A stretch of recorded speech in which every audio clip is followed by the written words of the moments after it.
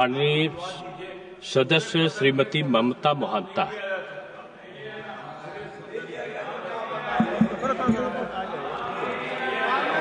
नहीं, तो पहले से ही है कि अगर कोई शब्द आपत्तिजनक होता है तो परीक्षण होता है, उसका परीक्षण के बाद ही निर्णय होता है। धन्यवाद उपसभापति महोदय।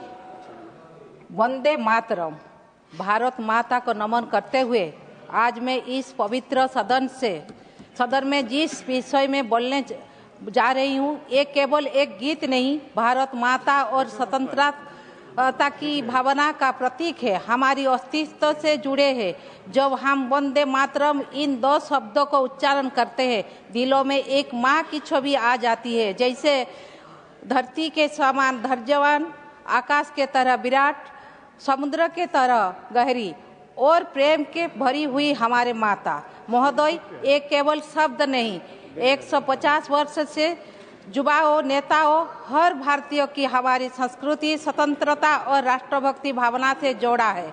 हमारे हर शहीद की आत्मा कंधे को स्पर्श करते कह रहे हैं, अब तुम इस देश का सपना को जिंदा रखना है।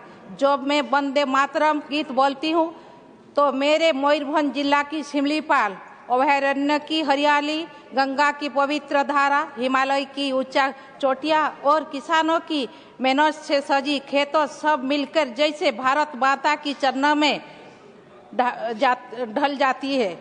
और हवाओं की फुसफुसाहट, ये मिट्टी की महक जब चुपचाप कहती है, मैं तुम्हारी भारत माँ हूँ। हम केवल भारत माता की 150वीं वर्ष मना रहे हैं। ये गीत 1875 बंकिम चंद्र चट्टोपाध्याय द्वारा रचित हुआ था। फिर धीरे धीरे ये गीत देशभक्ति, त्याग और राष्ट्र चेतना की प्रतीक बन गया, कश्मीर से कन्याकुमारी तक फैल गया। सभापति महोदय, वंदे मातरम हमारी प्राचीन संस्कृति से जुड़ी है। वेद में कहा गया, माता भूमि पुत्र अहम पृथिव्या, ये भूमि हमारी माता और हम सबके पुत्र है। प्रभु श्री राम ने कहा कि जननी और जन्मभूमि स्वर्ग से भी बढ़कर है। आचार्य शंकर, आचार्य चाणक्य, अनेक ऋषियां मातृभूमि को महान वर्णना किया है। उसी विचार को बंकिम बाबू ने वंदे मातरम के माध्यम से आधुनिक युगों में पुनर्जीवित किया है।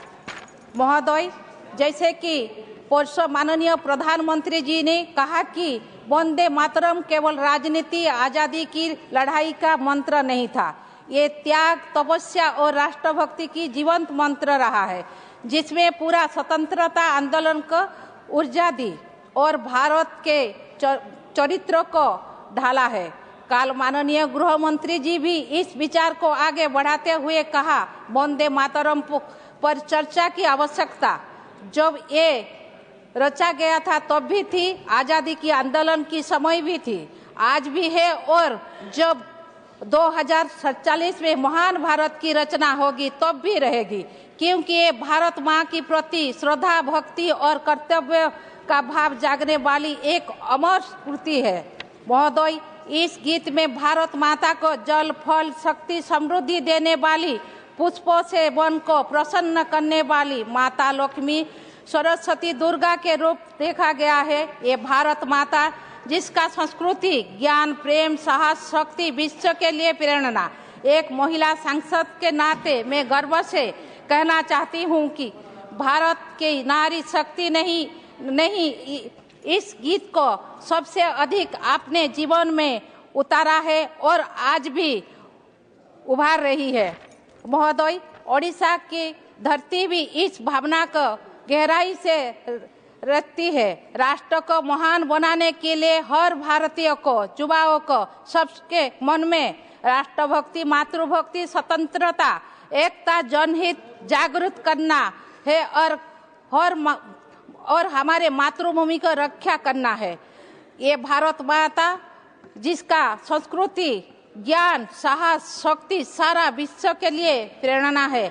आइए सभी मिलकर वंदे मातरम गीत को सम्मान और गौरव के साथ स्मरण करें। धन्यवाद। वंदे मातरम।